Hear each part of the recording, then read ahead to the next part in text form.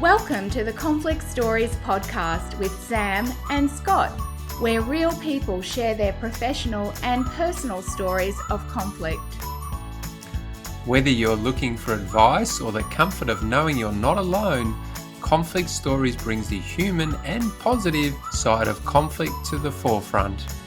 Tune in, connect, learn, and transform. Welcome to the Conflict Stories podcast. I'm Sam, joining you today from Paramount Country in the Adelaide Hills, and I pay my respects to the elders past and present and acknowledge their continuing relationship with and care of the land on which I live. I'm in Byron Bay in Australia on Bundjalung country, and we have a wonderful guest today. Dan, where are you joining us from? I'm here in the United States in New York. And we are delighted to welcome you, Dan Berstein, to the Conflict Stories podcast today. Dan is a mediator and a mental health expert living with bipolar disorder. Dan became a mediator because he wanted to help people use conflict resolution tools to overcome mental illness stigma. And his company, MH Mediate, has helped thousands of professionals improve how they handle challenging behaviours and accessibility issues so they prevent mental illness discrimination. And through the Mental Health Safe project, Dan has successfully advocated that professional guidance materials be updated to remove inappropriate invasions of privacy, impediments, or inaccessibilities for people with mental illness. Dan also provides incredibly valuable resources that have helped thousands of people living with mental health conditions and their supporters speak up to seek support, request accommodations, and overcome rejections. Dan, thank you so much for joining us on Conflict Stories today. Thank you for having me. I'm excited to have this interview. And Dan, we'd like to start, if you're comfortable, to just find out a little bit about your childhood growing up and what that was like, and I guess how potentially that led into the field that you are focused on. Yeah, so my childhood is something I've only recently become more comfortable talking about, but I'm glad to talk about it. And when I was 9 years old, I moved out with my father and we went and lived in one house, and my sister stayed with my mother. And that's a very unusual split custody arrangement that was the product of my parents really being in an open war with each other. So there was lots of conflict all the time.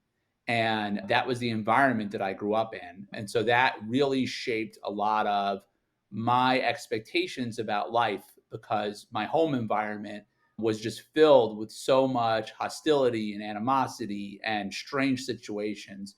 And it had a real big effect on my development and my upbringing as a person. So that is something that I haven't talked as much about when I give my talks about having a mental illness, but I've started talking about more. And it really was one of the very big impacts on my life and how I handle conflict situations. So how do you feel? Are you able to identify in what ways it has impacted? Yeah. So when I had my parents having such a difficult time, it really changes how I've looked at any situation as reliable, right? So I've understood that, from a young age, adults are fallible, that there's different versions of the truth, and it might be hard to know if anything is true. I just understood that. And I also understood that people can be combative. So people you trust, my parents had at one point a very good marriage, people you trust and count on might not always be that way. So that was one big thing that affected me. I also, over time, before I knew what mediation was, I stepped in and tried to do a lot of mediating and de-escalating within my own family. And at the same time, I had instability. I wasn't diagnosed with bipolar disorder until I was 19 and I was in college. But they call it prodromal, early signs that, before you have the condition. I definitely had challenges with my mood. And it's very complicated because I could be trying to do something very good, or in my opinion, good, of trying to de-escalate, but I could become so desperate to do it that I might end up acting out at the same time. And so there was a lot of complexity like that within my family system. It made me have a lot more awareness of problems in life, as well as compassion and empathy for different perspectives. Because amidst all the chaos, I still loved everyone in my family. I learned to see things from different angles. The other thing that I think was interesting is within our community, we didn't wear this on our sleeves. People didn't see necessarily when I was at school or my sisters were at school that we had problems in my family, but we had such severe problems at home. And so that helped me have an early awareness of things may not be what they seem. Because I knew in my family, we were not what we seemed. We had so many other problems at home. And yet, when we were in public, we looked a little bit different than that. And so I walked away with all of those lessons, even before I started having to deal with my mental illness. Dan, can you tell us a little bit about what happened at college when you were diagnosed and what that experience was like for you? I know you started to identify really early on the sort of stigma that's associated with a diagnosis. Could you tell us a bit about your experience then? Yeah. So, the beginning of my junior year of college, I had my first manic episode. And what that meant was at first things felt like they were going really well. I was more charming than I'd been, and legitimately so, not imagining it. And then it got worse and worse. And I didn't sleep for 4 straight days. I wound up totally psychotic. My parents came to college and they came together, even though it was such an awful divorce. And when they came in together, I said, "How did this happen?" And my mom said, "Well, your dad drove my car and we came here." And at that point, I was just like, I don't know what's going on, but it's working because I've been trying to get them to get along for so long.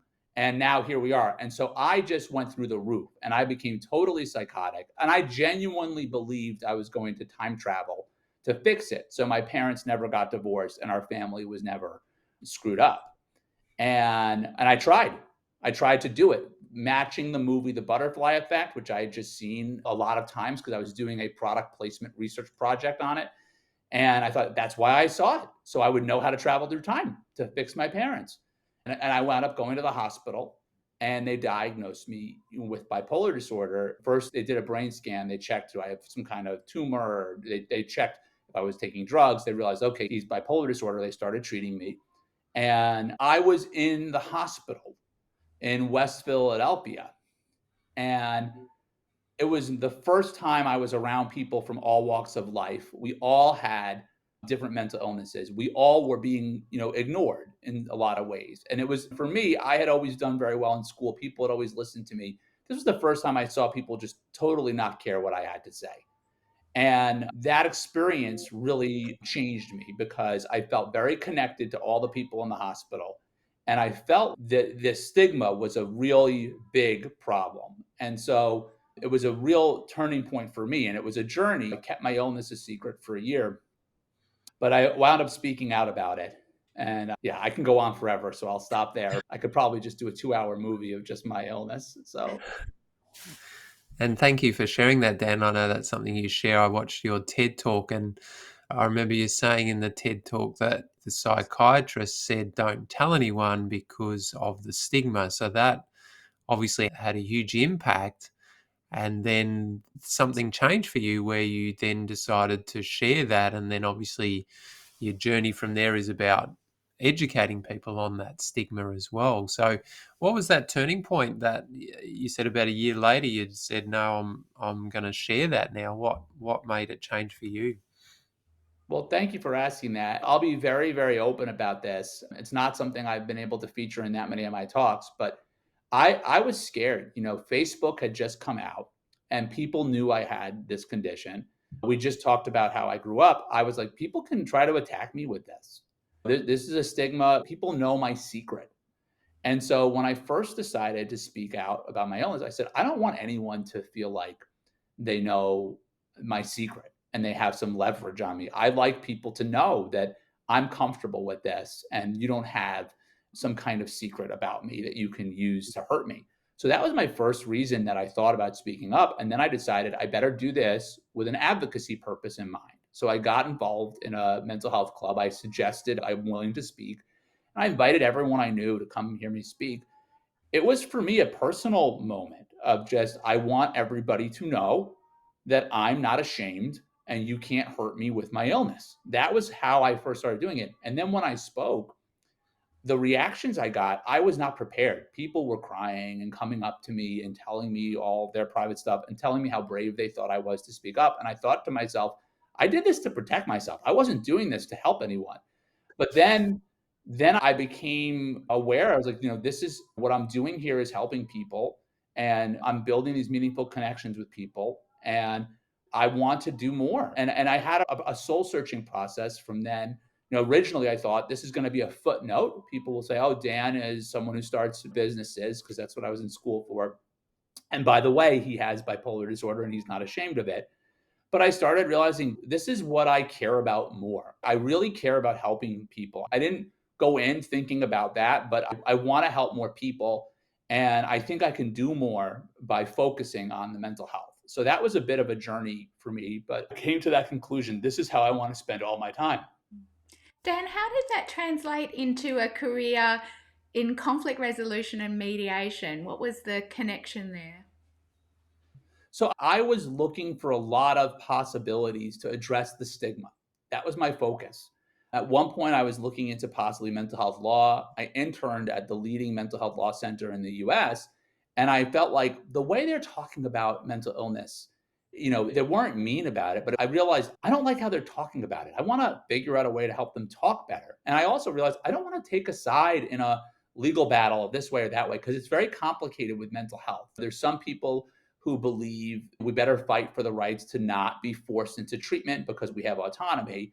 There's other people who are saying, I have loved ones who are sick and I want to get them into treatment. So I want to make it easier to take them in for treatment. And it's not so clear cut. I have memories when I was hospitalized where I think maybe it would have been good if someone took me in for treatment. So I didn't want to take any sides, and that helped me find mediation. But I wanted to improve how people talk to each other. And so I started doing mental health speaking. I was a mental health speaker. I started facilitating support groups. And then I went to a mediation training and I started doing mediation. And those were the three things I was exploring. And I really fell in love with the principles of the dispute resolution field. And I realized this is what's missing for stigma. There's two key principles. One is impartiality. So treat people the same, regardless of whether you know or you think they have a mental health problem. That's impartiality in my mind for that. And then the other is self-determination, is respect their choices. Don't think just because they have a mental illness that you're going to step in and put a choice in for them. So I thought, wow, this is going to be the answer for addressing mental illness stigma. And that's how I became a mediator. And I went all in to the dispute resolution world. And Dan, I know we've talked about this before. You had a moment in the training that really triggered a reaction from you. Could you talk about what was said in that training that nearly made you stop attending? Yeah. So I really fell in love with the values of the dispute resolution field. And in theory, all the mediators should be impartial. There should be no bias. That's their job. But in practice, mental illness stigma is so ingrained in our society that what I learned was there's a lot of bias against mental illness, even in the dispute resolution field. And I learned that at my very first training, because on the last day, it was a 5-day training. The last day, they said, by the way, you have a duty to check if people have capacity. And that just means don't do a mediation if someone has a mental illness. And I was like, oh no, because I've been hospitalized 5 times. That was a couple of months after I had been in the hospital. I thought, if these people find out that I was in the hospital, they're not going to let me be a mediator, if they're not going to let me even be a party in a mediation. And so I really panicked and I didn't know what to do. And I spoke to people in the support group that I facilitate, and I spoke to loved ones. And then I decided to stick with it. But I almost was like, oh my God, this is not a safe environment if they're not taking cases from someone with a mental illness. And my mental illness, bipolar disorder, is heavily stigmatized. It's considered a major illness. And I've had severe symptoms, but I stuck with it. And I kept it private for a while. And actually, for many years, I was scared. Even when I spoke openly about my illness, I was scared people might judge me. And so I felt the need to really look as professional as possible, because I'm the guy who's walking around telling people that he has bipolar disorder. If someone sees me and thinks that I'm sick, it's going to hurt the image of mental illness and dispute resolution, and it's going to hurt my reputation. So I was very afraid. And for many years, I didn't say anything about it. And I just tried to look as professional as I could because I was scared people would kick me out of the field. I'd like to come back to your assessment because I'm interested in what changed for you. Obviously, you were trying to show a particular image of yourself and that fear of being seen in a particular way. So did something change for you where you just went, I am who I am, I have a mental health issue and I'm a good mediator? Like, was there a shift for you that changed Uh, that? yeah, so I spent about 10 years in the field. Originally, I was just going to try to introduce all the mental health organizations to the mediation organizations and build a case flow. And then I saw these problems and I thought, I can't do that. So I pulled out. I had a few states that I was ready to set up. And I thought, I need to focus on teaching people positive skills so they're ready to not be biased. And so I was doing that for about 10 years. I just taught people positive skills about what to do. I didn't say, hey, what you're doing is wrong. And then I had a book that was published by the American Bar Association. And so I turned that manuscript in, and that book was a big deal for me because I had read about people who have kept their illness a secret until they publish a book and have credibility. So there's a person who wrote a book called Unquiet Mind. It's a definitive memoir of bipolar disorder, and she kept her illness private until a certain point of legitimacy. So I thought in my head, I think subconsciously, I was like, okay, I've got this book now that shows that I'm legitimate. Then, I had a grant funded project where we're giving free resources out. And somebody who was a disability advocate in the field started to say that what I was teaching was wrong. And that when you see somebody come to a mediation and they disclose that they have a mental illness, you have to ask them if they need an accommodation. And I was saying that's demeaning. They can let you know if they need an accommodation. You can just tell everybody that they can let you know if you need an accommodation. You don't need to go target the person that you heard has a mental illness because that's invasive. And this person heavily criticized me, tried to get me restricted from communicating on this listserv, said I was playing the mental illness card. And I just that week turned the book in and I was like, I can't believe this. I've worked for so long, for decades, to show that I'm a good person that people can trust. I've worked very hard. And here's someone who's a disability advocate, and look at how they're talking about me. And I feel like I'm nothing. I just feel like nothing I've done matters. And anyone can still attack me with mental illness stigmas. And it hurt so much. And I just was like, I can't do this. I just can't live like this anymore. And so in that moment, I decided, that's it. I'm going to contact everybody. And so I remembered all the times I'd seen guidance, published places, published materials. And I contacted all the places I could think of right then. And I just said, can we talk about updating what you have? And so that was a big turning point for me. And I'll give you just one example. I contacted the Association for Conflict Resolution. They had safety guidance that said that when you're screening people, if they show signs of certain mental illnesses like PTSD and bipolar disorder, they're more likely to be violent. And you should see them that way and screen them that way. And they took it down. They took it down immediately when I spoke to them. And they've just now released new guidance that does not have that problem. And it's been a very important story. But that's just one example because unfortunately, with the biases about mental illness, people don't realize it. So they actually write it into their policies, into their books, into their procedures, because there's not a lot of people like me raising their hand and saying, hey, don't do that. So it was a big turning point for me. And it really has changed the course of my life to start speaking up. And I've had great results like what I just shared. And I've had some not so great results. And I've had a lot of extra stress, but it feels like at least I'm speaking up when I see these problems. And Dan, maybe we can talk about a particular conflict story that we've spoken about a lot. So Dan and I first met because we had independently written some work criticizing this concept of a high conflict personality and saying that it is discriminatory and stigmatizing. And so we got in touch and chatted because not many people were speaking up about this. And my publication went under the radar. Nobody ever really had any problem with me saying it, but I know that was not your experience, Dan. You had quite a lot of pushback when you criticized the discriminatory practices. And I wondered if you could share a bit about that story. Yeah. So there's this theory, the people who created it called it the high conflict personality theory. And the High Conflict Institute, they have a lot of books and materials about this theory. And the theory, as they explain it, has to do with the fact that some people who are in disputes have personality disorders or related personality disorder traits. And that is the problem, as opposed to necessarily focusing on the just substance of the dispute. And that people need to be taught ways about how to deal with those kinds of people who they call high conflict people who have high conflict personalities. There's one book called High Conflict People and Legal Disputes. It's by Bill Eddy, who's in the High Conflict Institute. And it says on the back cover that they're going to talk about 4 types of personality disorders that appear in legal disputes. And, the person who created this theory, he writes, of the cases that went to court, I started to see a pattern. It was rare that the parties couldn't agree on the law. More often, they couldn't agree on the facts. One or both parties was misbehaving or misperceiving. Substance abuse, child abuse, domestic violence, and lying about money were the primary issues. But in the cases that went to court, one or both parties were stuck in the belief that it's all your fault. Since the vast majority of my cases resolved out of court, it became clear to me that this rigid, it's all your fault position didn't come from the divorce, but from within. It had more to do with the personalities of these parties. From the above experiences and many others like them, I have become convinced that undiagnosed and untreated personality disorders are driving much of today's litigation, and that this trend is rapidly increasing.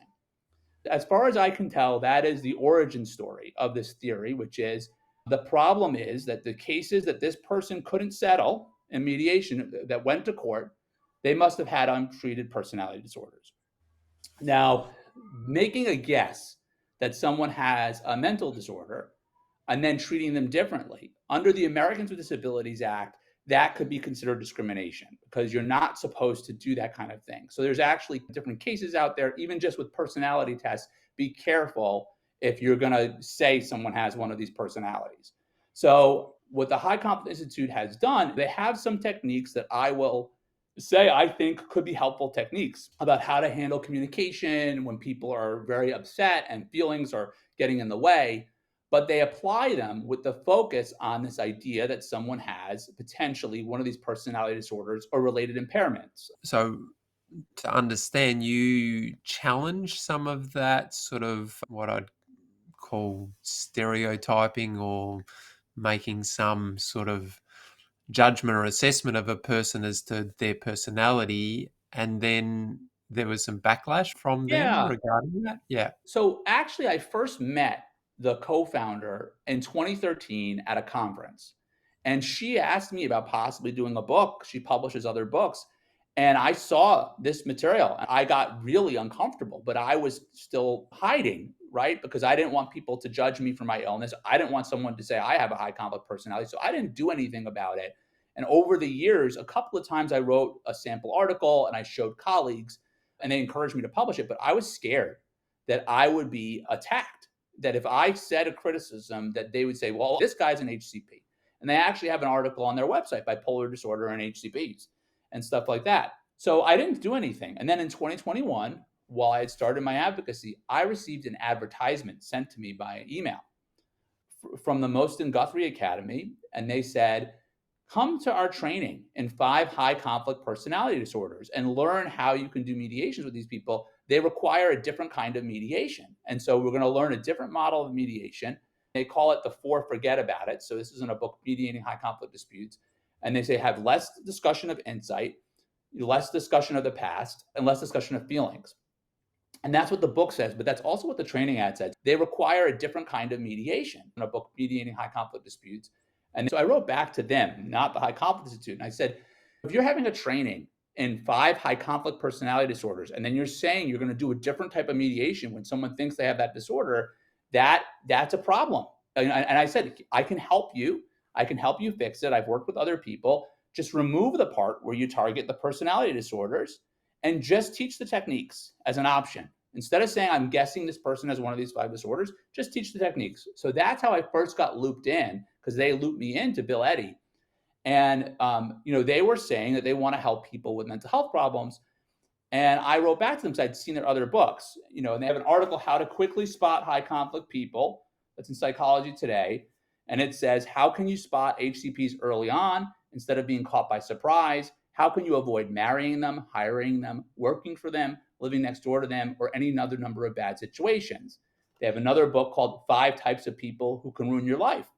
And it says some difficult people aren't just hard to deal with, they're dangerous. When a high conflict person has one of 5 common personality disorders, borderline, narcissistic, paranoid, antisocial, or histrionic, they can lash out in risky extremes of emotion and aggression. And once an HCP decides to target you, they're hard to shake.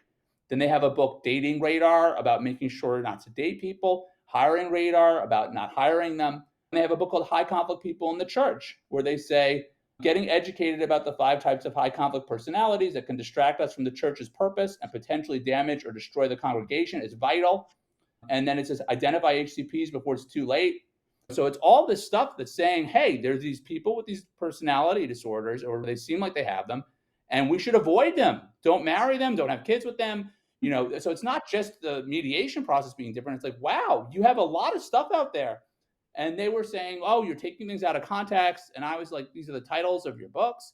Now, I said to them, as much as I could, I will help you update this. I would do this because I care about it. I can go through all the materials. All you have to do is pull out the part that focuses on the people with disorders and just teach your techniques.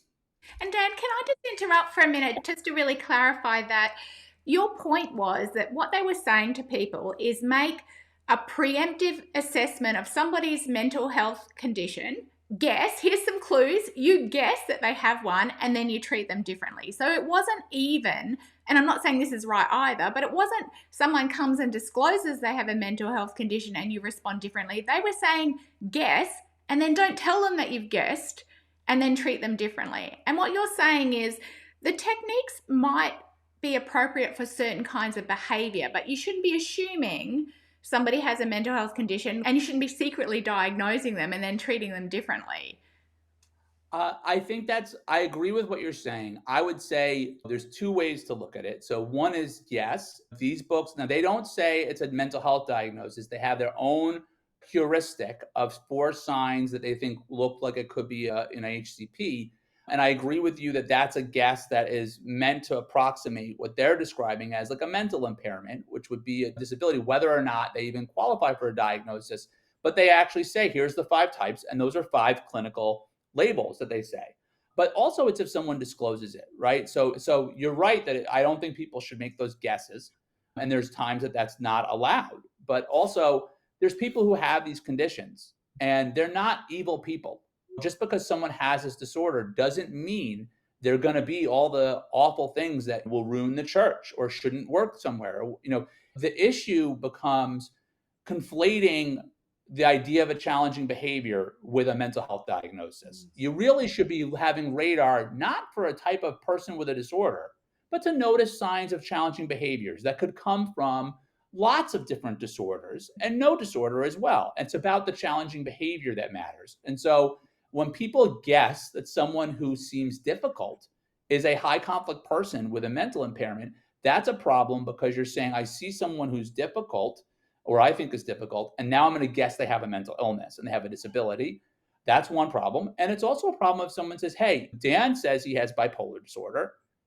I wonder if Dan is dangerous because he has bipolar disorder. So it goes both ways, where you're saying, oh, someone has this illness or may have an illness, therefore that's the problem, instead of just saying, let's have a way to respond to behaviors. So a lot of my work has been giving people tools for just focusing on the behaviors and getting out of the mindset of saying, let me come up with a guess of if this person has a condition, or let me wonder if the condition I know they have is why they do the behavior. That's not our business.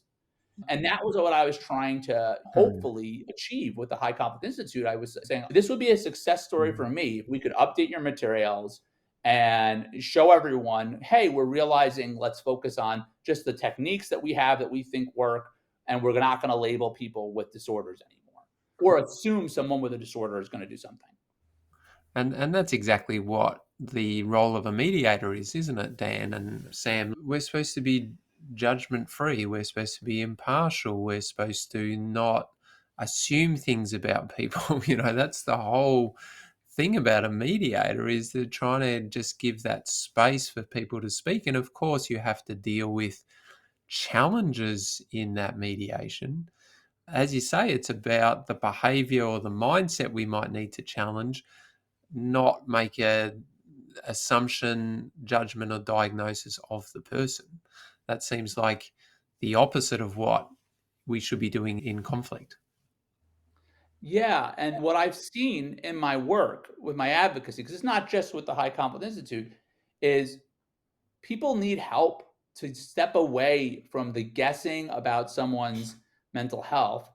And I originally started giving trainings. And what I actually said in the trainings when I was talking to mediators, I said, I have bipolar disorder and I'm here giving you the training. I'm in a nice shirt, etc. Right? There was a day I went to the hospital the first time. I was riding in the back of a police car at my university. I was just wearing my boxers and I was rotating my hands in the air like satellite dishes, saying, "Take me where I need to be. Take me where I need to be. Would you think that's a good day to do a mediation with me?" And everyone says, "No." And I said, "But both days I have bipolar disorder.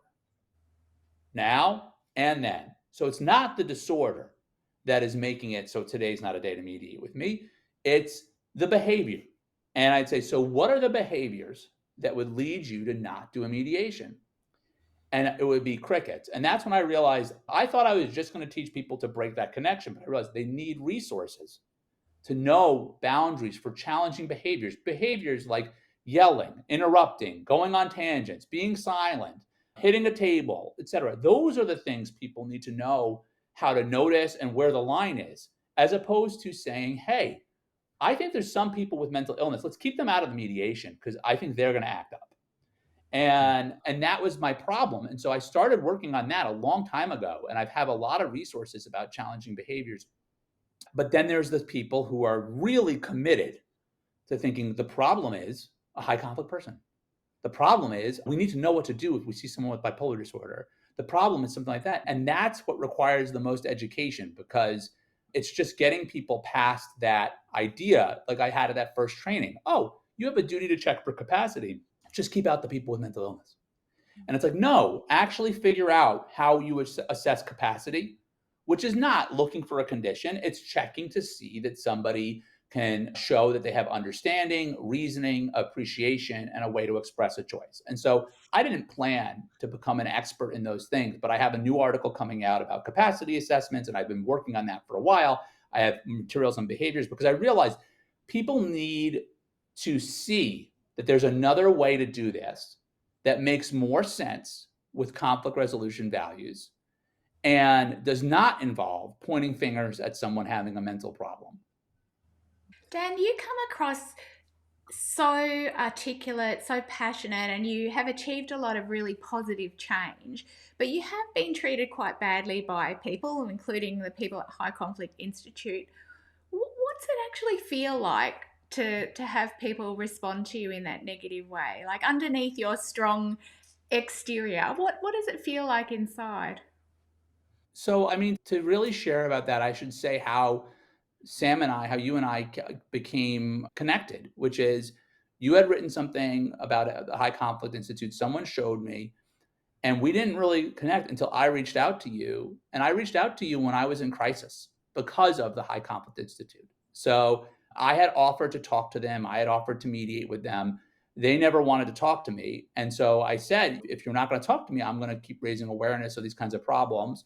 And I went along the way. I had talked to some places about making changes. So there's a place, CLEBC, and they said they spent a great amount of time revising the presentation to not make any suggestion that a participant in a dispute has high conflict tendencies, may have an underlying mental health condition. And that most in Guthrie Academy, they wrote that they removed all references to high conflict people and high conflict personalities in an email to me in November 2022. So I made progress, but none of these people were happy to talk to me, and they would cut contact with me. And then I received a threatening letter from the High Conflict Institute. And it was dated January 11th, but I got it January 16th in 2024. It was demanding that I not contact all these people. It was suggesting I'm falsely saying things, but it didn't have any examples. And I wrote to them and I said, can we do mediation? I'd still like to. And can you tell me what this letter is about? What are the specifics? Because it threatened, firm consequences without saying what they are. I said, what are the consequences? What are the consequences for me to talk about your published work? And they just said, don't talk about us. We won't talk about you. And I was like, well, what are you saying about me? I'm publishing stuff. What's going on?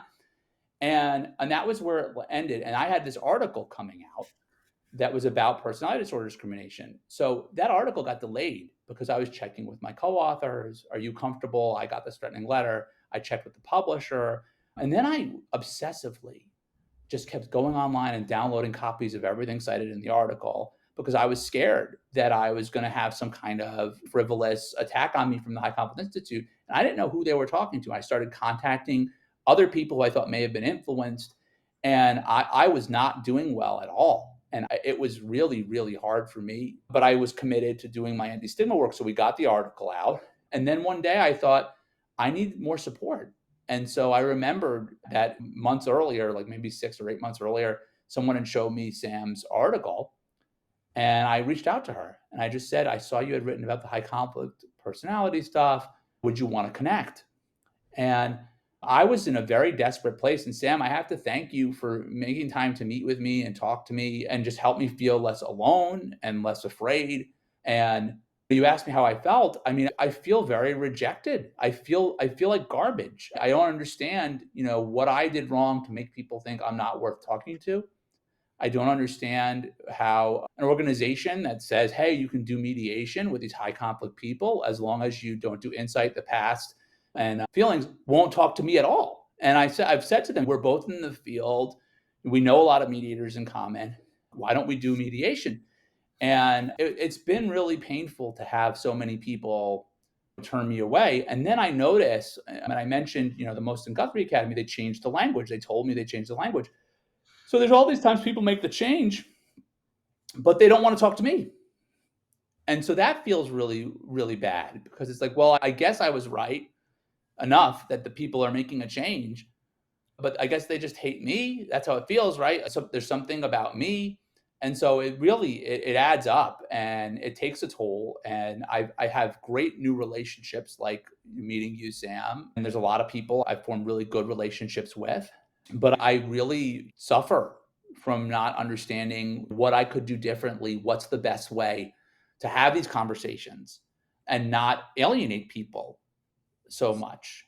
So it's been really, really painful and really disappointing because I did not come in with a plan of wanting to tell everyone, hey, look at all these problems. I wanted to work with the High Conflict Institute to help them have solutions and then celebrate those, which is what I did with ACR. When they updated their materials. Yeah, I mean, it seems like a pretty reasonable thing to request. I mean, your intent is to help them do it in a better way that's not labeling or judging, really. That sounds like your intent behind it, and why you wouldn't be able to sit down and talk through that doesn't, on the surface, make a lot of sense. Yeah, well, they wrote a rebuttal to the article I mentioned that I delayed putting out, and I've read their materials. I mean, from what I understand, they really believe people need to be educated about personality disorders. And I read that quote at the beginning of the problem with these cases is these people have undiagnosed personality disorders. So I think that thinking is something they're very committed to, and it's important to them. And I don't think it's insincere on their part. I think they really believe people need to learn about these disorders. And it makes me sad because they have a book, Dating Radar, which is about not dating people. And there's a section in there that also says about not dating someone with bipolar disorder. And I've lived that. I've had people find out I have bipolar disorder and then dump me.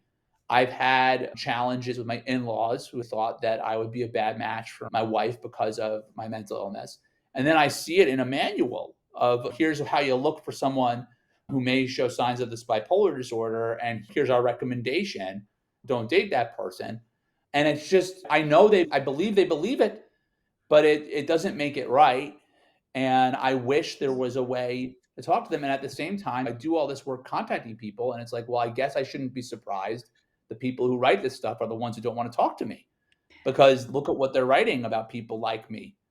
But I still believe there's ways to connect with people, and I keep working at getting better. And I will also concede, I know I'm intimidating.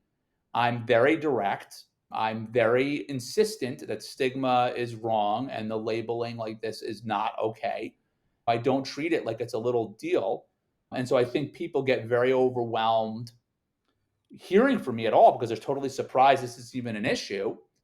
And I don't think they realize I'm offering to work with them supportively to make a change. And I've done that with ACR. I've given conference workshops with someone from ACR and someone from mediate.com, where we talked about how that initially they avoided me and then we became good friends and collaborators to fix the material. So I'm always trying to send that message. And I'd still hope that one day that would be possible with the High Conflict Institute. Although more recently, someone from the High Conflict Institute came to one of my events, which I was surprised at because of their threatening letter, because I didn't go to any of their events. And then they wrote me a letter that said, my bigger concern now that you've contacted several organizations where you knew I was going to be speaking to cast doubt on me and my teaching, and then taking it a step further by attempting to fly to at least one speaking engagement that I know of, as a woman, that puts me in a space of fear that you may intend to harm me. And I wrote to them and I was like, what are you talking about? And so I said, I don't know what this is. We should talk about this because this is defamatory. I'd like to de-escalate this, please. And I told them one of the things about my mental illness, I don't go anywhere. I don't go anyplace. I haven't gone anywhere. And I went to one event and it was very difficult to go to, and there's not flying involved. I'm basically homebound. I do everything virtually since over 5 years. And I said to them, I'm not coming to get you. I don't know what you're talking about. Let's work this out. Let's de-escalate. And they wouldn't answer that either. So then I've been left to wonder, who are they telling besides me that I was going to fly somewhere to hurt someone? And it's really scary because, I've seen what they write in their books about people being dangerous and things like that. And I don't know who's being told this about me. And this was my fear from the beginning of being a mediator, is that people were going to go around and say that I'm dangerous because of my illness or, whatever. And it's, they had written in the same thing that they were, they had written in the same thing. Let me see here. They had written, I have concern and fear that you seek to destroy my reputation, my company, and my livelihood. When I read that, I thought, well, that sounds like understandable that you'd have those concerns, because I am raising awareness of why I don't think people should use this model. And that would affect your company and your reputation and livelihood. So I'm not sitting here thinking I'm a saint to all people. But there's a difference between people not liking me because I do advocacy, contacting them about removing material, and saying I'm going to show up somewhere to hurt somebody. So that's really put me to a new place of just not knowing what I can ever do to not be demonized. And everything's so based on assumptions because of your label of someone with bipolar disorder. They're assuming that you're going to harm them. They're assuming that you've got ill intent. And they haven't ever really connected with you as a human being to know that this is really hard for you and you're doing it for a good reason. What I want to say to that is I appreciate that interpretation. I'm very careful. That's why I'm reading from these things. I would never say, I know for certain that someone thinks because of the bipolar disorder, that's why they think I'm dangerous. For all I know, someone could have guessed I also have a cluster B personality disorder, which is one of the ones they talk about. It could be a reaction to my advocacy work. It could be anything. All I know is how I've been treated and what I have the records of. There's some other situations where I got records where someone had written I was being treated differently because of what they wrote was my identified risk for hospitalization. Unless I see the record that says it, I'm never going to say, hey, I know for sure this person's treating me differently because of my illness. What I can say is they sell a book that says that people should watch out before they date me because of my mental illness. And they're not talking to me for some reason, and they know I have a mental illness because that's obvious. And the other thing I can say is the portrayal of me being someone who might do something to harm someone matches how they talk about a lot of people with mental illness in their book. But I don't know what's going on. I've been trying to get to the bottom of it because I think I may know a place where I had registered for an event and got refunded. And that may be what they're talking about, but I never was going to ever fly somewhere. Not that I'm not allowed to go places either. I'm not the devil who's not allowed to show up in conflict resolution events, but I don't go places, and I've been very mixed up about this, and it's inspired me to be a little bit more open about some of the things I've hidden about my illness. So, for instance, I'm writing a new article about being in restraints when I was in the hospital to help with the New York State Office of Mental Health. They're trying to raise more awareness about restraints. I wasn't sure about it. I've just decided I have to be more open about all of the things I've been scared someone's going to attack me over, because here I am and I try to be perfect. And then I get these letters. I mean, I'm not hiding the fact that I am critical of lots of places. I don't know why people are saying I'm going to go show up and hurt somebody. I mean, it's really sad. And I think about all the other people, the advice I got when I was told this, people were saying, don't bring it up. Don't talk about the fact that they said you're going to possibly go somewhere to hurt someone, because then people will believe it. So just pretend it never happened. And I thought to myself, if I'm not going to bring it up, who would? I'm the person who everyone knows I have a mental illness anyway. I've been practicing for 20 years how to speak about it. I've been doing all this work. It's been a really difficult journey, but I spoke to my wife and I spoke to my friends and my therapist. I decided I have to do more to talk about these awful experiences. Which is interesting, challenging, obviously. Also interesting that it's almost like a replica of when you were first diagnosed and being told not to talk about it as well. Yeah, well, I mean, you know what I would say? People are right to warn someone to not talk about it because it's hard. And a lot of people have asked me to give talks and say, you should speak about having a mental illness. And I tell everyone, it's your choice if you want to speak. And from what I know, it can make things harder sometimes, and here's some examples that I've had. And for me, it worked. And I'm being more transparent now. I did it for myself because I grew up the way I grew up, and I knew I would be afraid people knew my illness unless I spoke out about it. For me, it's worked out. But look at what my job is. I'm talking about this for a living as well, and it's my career. If I had a different job, I don't think it would be so easy to talk about it. And it's not even easy to talk about it now. So I think that the advice of watching out about the stigma is advice I still give people when they bring it up, because I give talks and they say, wow, Dan, you're talking about this. I feel bad. I'm not talking about it. And I say, you shouldn't feel pressure to be open about this because it's hard and it's difficult. And this is what works for me. There's one person I'm thinking of who I said, you're working through an entire infrastructure and bureaucracy that I can't function in. I wouldn't be able to do. And you're keeping it private because you don't want to have problems where you are. And I think that's brave because I'm not strong enough to do that. And so I think each person has to figure out what they're going to do. And the sad thing is we just live in this landscape where this stigma exists. And I don't blame anyone. I don't blame the High Conflict Institute because there's a history of these disorders being heavily stigmatized by treatment providers. That's a known thing. And there's a culture where people are just not there yet to understand we need to be more careful when we label someone with a mental health problem. And so I'm very outspoken and I'm a bit pushy about making these changes because they're important. But I don't think anyone, including the High Conflict Institute, is a villain. And in my view, I just think it's sad. I think if you look at me being targeted like I'm going to go hurt someone, I think one of my arguments about being careful with material like from the High Conflict Institute is if you talk like this all the time, that's going to be a go-to thing you might say. It's not a surprise that people who are constantly in their books saying all these fear stories about mental illness, and they have it in their dating radar book, all these bad things about bipolar disorder, it makes sense to me that person may go there. And I feel sorry that that's where they went because I'm a good person. I'm a great resource. I've collaborated with people who have had material before and we've become great friends. And I would have wanted to be a great friend with the High Conflict Institute. And when Bill Eddy came to my program for the Association for Conflict Resolution in March, and he just showed up there and I was scared. I'm like, oh, why is this person here? They sent me a threatening letter. I haven't gone to their stuff. What's going on? But then I sent him an email afterwards and I said, I'm glad to see you were there. Maybe that's a chance that you're going to speak to me. Can we try to collaborate? Can we try to connect? Can we try to mediate? And that's when they told me the thing about coming to hurt someone.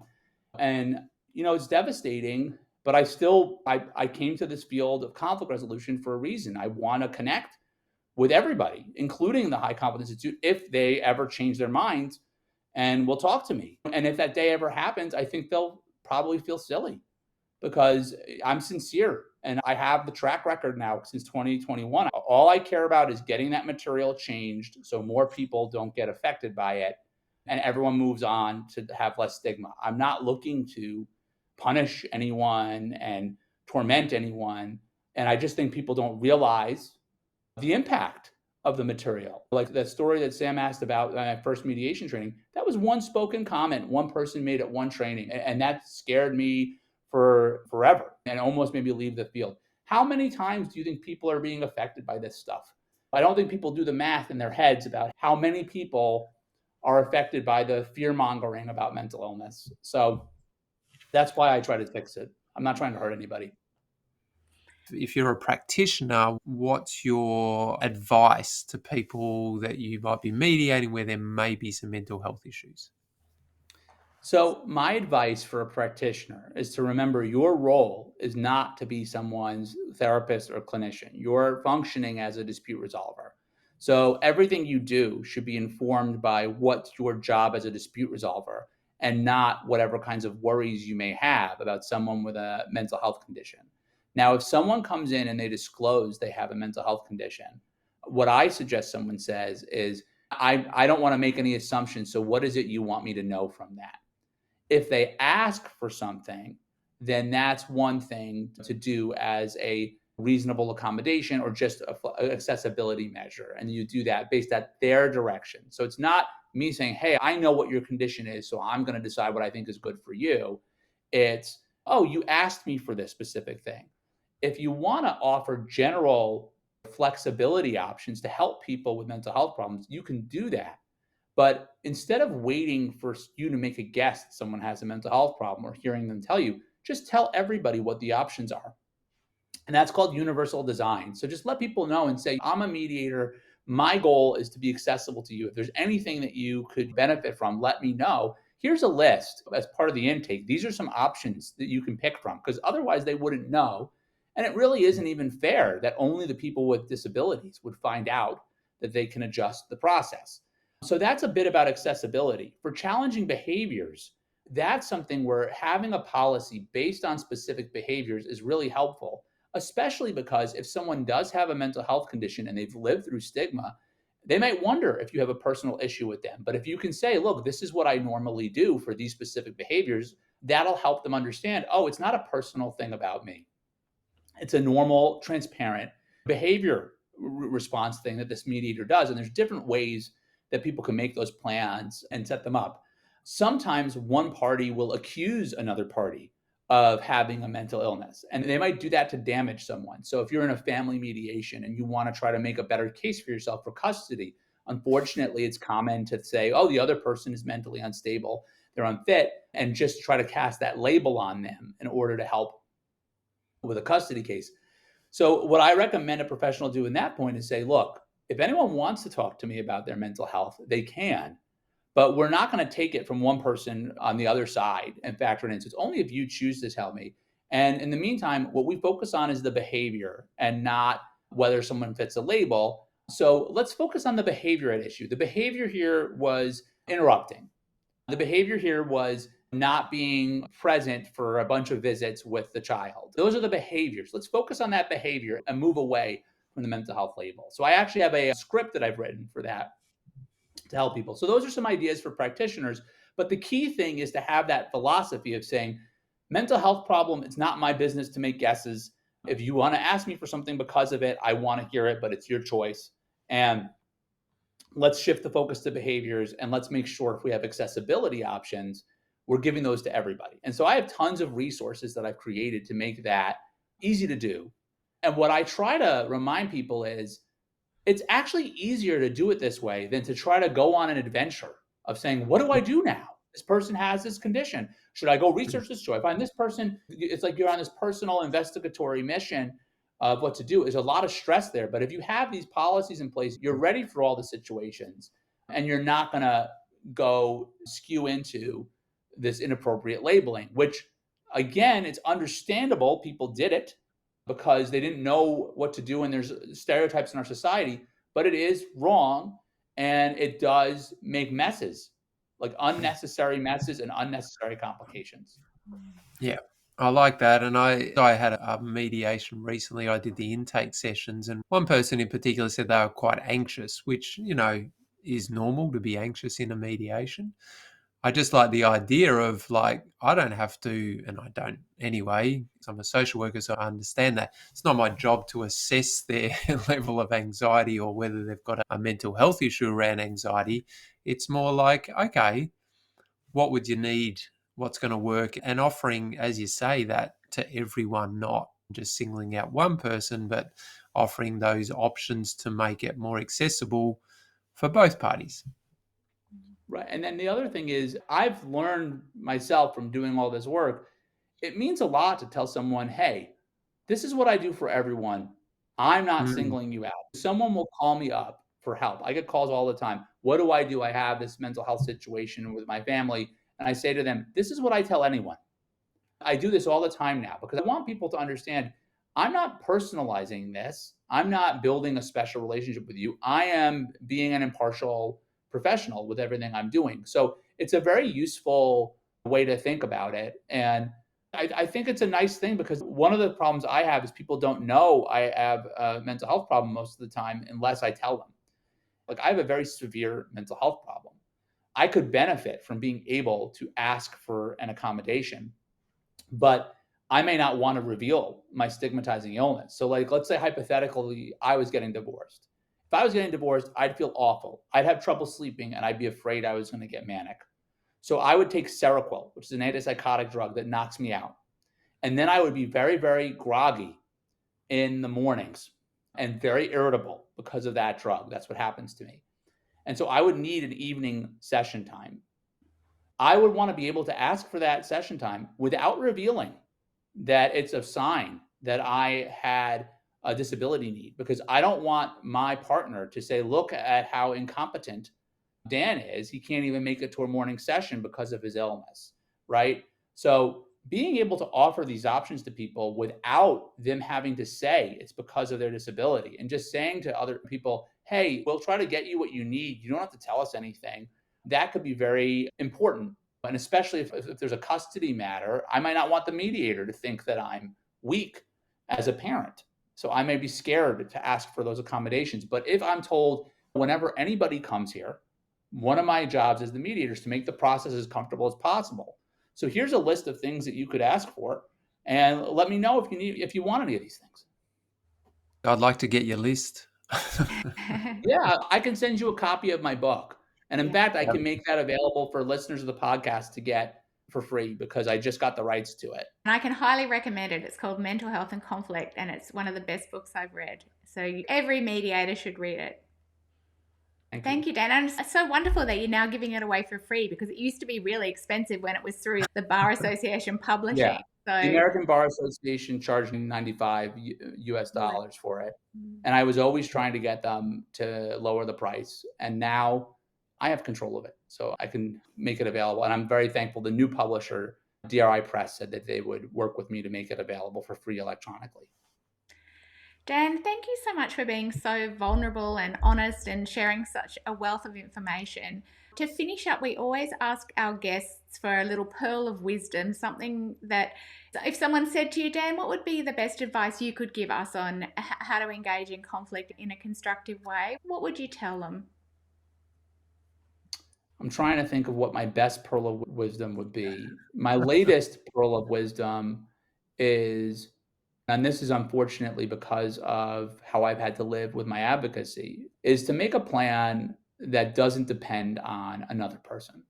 So when I'm in a situation, like let's say the situation with the High Conflict Institute, I can't just spend my life begging and praying that they're going to show up and do mediation and have my whole life defined by whether or not they're going to show up to do the mediation. I have a family estrangement. I can't wait and hope and pray until that person decides to do something. Then I'm just lost. What I recommend doing is think about what your ideal situation is, make the plan and hope and pursue that genuinely and authentically. And then think about where there's points where someone else's decision is going to control what happens, and make a plan for every eventuality.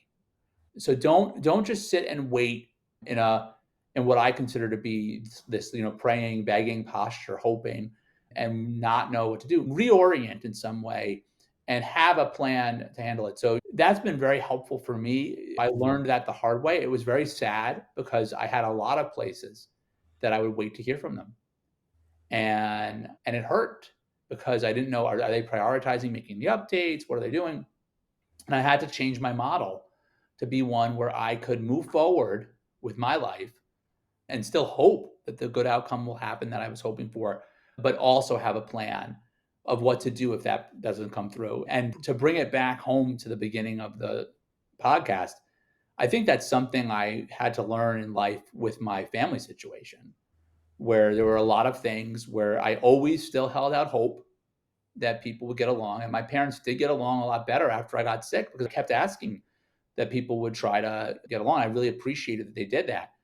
But I learned that you have to make a plan for every outcome and not just the one that you're hoping for, and not let go of the hope, which is why you heard me saying, I still hope I hear from the High Conflict Institute, but also move forward wherever you are as well. I love that. Such great advice, Dan. Thank you both very much. As we always say at the end of our episode, keep working towards a more peaceful future. And enjoy your conflict.